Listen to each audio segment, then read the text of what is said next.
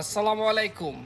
এটা কি চাইছিলাম কি আর হয়েছে কি, অনলাইন দিয়ে একদম গরম হয়ে রয়েছে। চাইছিল বঙ্গবন্ধু শেখ মুজিবুর ছবি সরাই এনের মাঝে অন্য কোনো কিছু পাহাড়িও বা নদী নালার দৃশ্য দিব টাকার মাঝে। আসলে দিছে অলরেডি সব কিছু সুন্দর হয়েছে, তবে বৃষ্টি কেন মসজিদরা সরাইয়া মন্দির দিল কেন, এটা নিয়ে অনেক সমালোচনা হচ্ছে। তো আমার ছোট্ট একটা মনের মাঝে প্রশ্ন, আমাদের আলেম মাওলানারা কই? তারা কোনো ফতোয়া দেয় না কেন, কোনো কিছু আমাদেরকে বুঝাচ্ছে না কেন? এটা ফেরে নামাজ পড়লে হইব কি না, সামনে কুরবানি ঈদ আইতেছে, এটা নিয়ে এই টাকাটা নিয়ে ঈদগাহ যাওয়া যাইব কিনা, কবরস্থানে দান করা যাইব কিনা, কই কোনো ফতোয়া দেন না কেন? আপনারা বাইরন না কেন? তাড়াতাড়ি অনলাইনে আসেন, এটা নিয়ে একটু সমালোচনা করেন।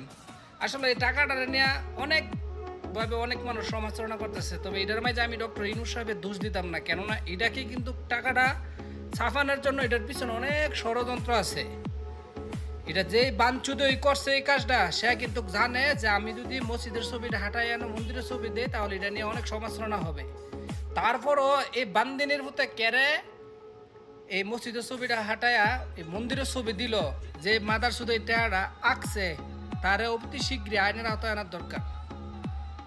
আরে ভাই, যে জায়গার মাঝে খুনি হাসিনা দীর্ঘ 17 বছর এত অত্যাচার টর্চার করার পরও কোনো সরকার সাহস পাইছে না টাকার মাঝে মন্দিরের ছবি দিত, অথচ এই বর্তমান যুগের মাঝে আইসিরা এই সাহসটা কেডা দেখাইলো বা এটা এই প্ল্যানটা কেডা দিল বা কার দ্বারাতে এটা হয়েছে, এটারও তল্লায় ভাই করার দরকার। ডক্টর ইউনূস সাহেব, আপনিও জানেন যে এটা যদি হয় তাহলে বাংলাদেশে একটা নানান ধরনের বিশৃঙ্খলা সৃষ্টি হবে।